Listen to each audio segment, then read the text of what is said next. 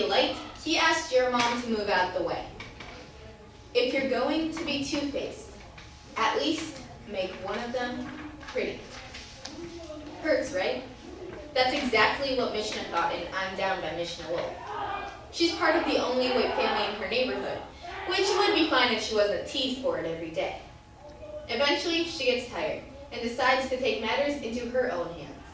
I'm Down by Mishna Wolf. My dad started the day off with, "You guys are going to the government-subsidized charity club." That sounded really awesome, like the Mickey Mouse Club or the Nancy Drew Fan Club.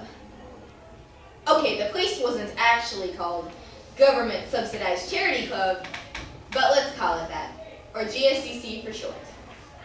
Our first day at GSCC, we walked up the rickety stairway to a side door and entered a dingy vestibule where a counselor sat at a table picking lead paint off it.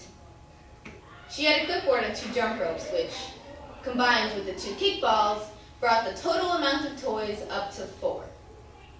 In addition to the lack of toys, the entire place smelled like pee and cigarettes. I peered from the entryway and, surprise! My sister and I were the only white kids there. I was also the skinniest kid. In boxing, that's what they refer to as shit odds. It was then I decided either Dad was cheap or we were just stopping by on our way to the real day camp. "Well," Dad said, signing the clipboard and cementing that we were in the right place. "Looks like you guys are good to go." I smiled weakly, and I think he sensed some apprehension, because he got down on one knee, straightened my overalls, looked me right in the eye, and said, "Just don't take any shit," before walking out the door. We were then led into the playroom, and there was not an adult in sight.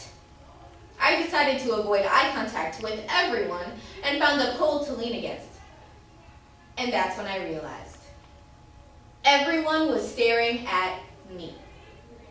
I heard a wail from across the room. "What's that, marshmallow turd?"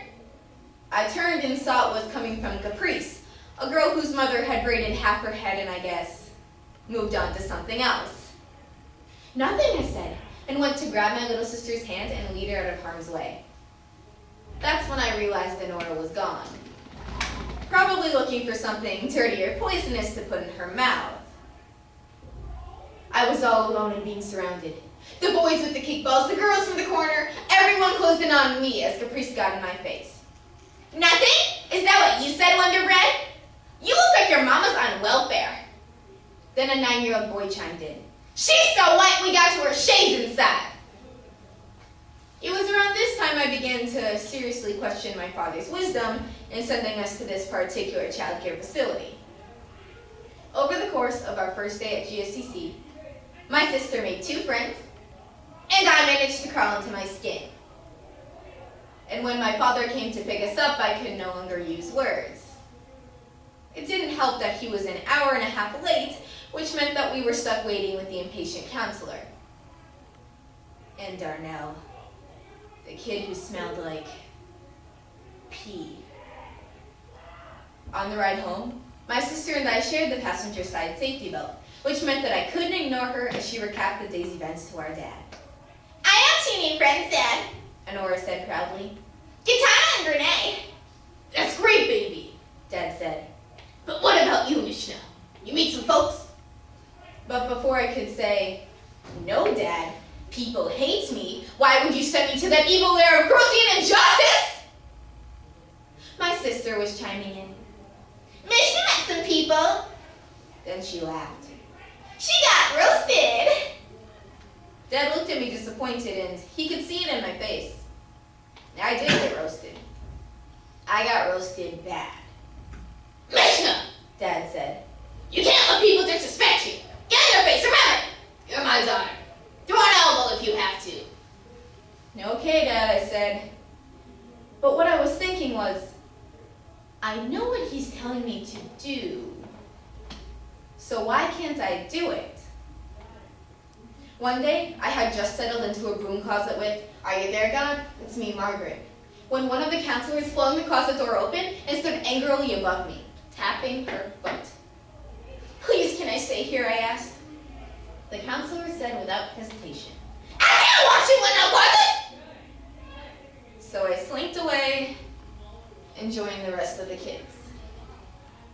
Then Caprice spelled it out. Her ass is so flat, it looks like 2 saltine crackers lost their bodies. Kids cackled and pointed and grabbed their chins and cried cap and roast. What are they doing? I asked Darnell. Because his pea smell made him accessible to me. Well, Darnell said, you just got capped on. Capped on? I asked. But I was too low on the totem pole for even the pea kid to talk to me for very long. And so I found out what was happening to me was called getting capped on.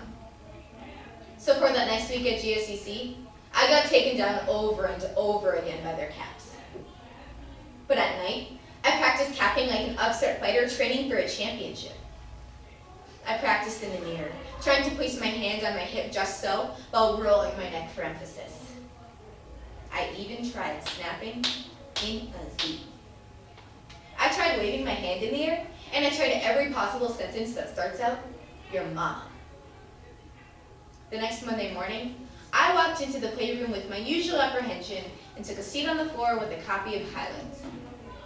Jamal saw me from across the room and headed toward me with a self-satisfied look on his face. Caprice and Posse followed closely behind him as Jamal swaggered up to me and said with a smirk, Morning, Mushna! The other kids laughed and said, Oh! Which hardly seemed called for. Look at her, Jamal said. She's such a cracker. If she is a bowl of soup, she does herself. What happens next was one of the most magical moments of my entire life. I looked him right in the eyes and said, Am I being talked to by a burnt chocolate chip cookie? I decided to push my luck, this time at Caprice. Your mama's so lazy, Jesus will come back before she finishes your hair. The last of the excited kids washed over me. They grabbed their chins and cried cap and roast. That summer, I got better at capping every day. At night, I would lie in the top bunk of my room and fantasize. Maybe if I come back every summer and really practice capping, maybe I could be the best. Then it hit me. Maybe I could cap for a living. I second-guessed my own fantasy. Nah, I'll just stick with being an anesthesiologist.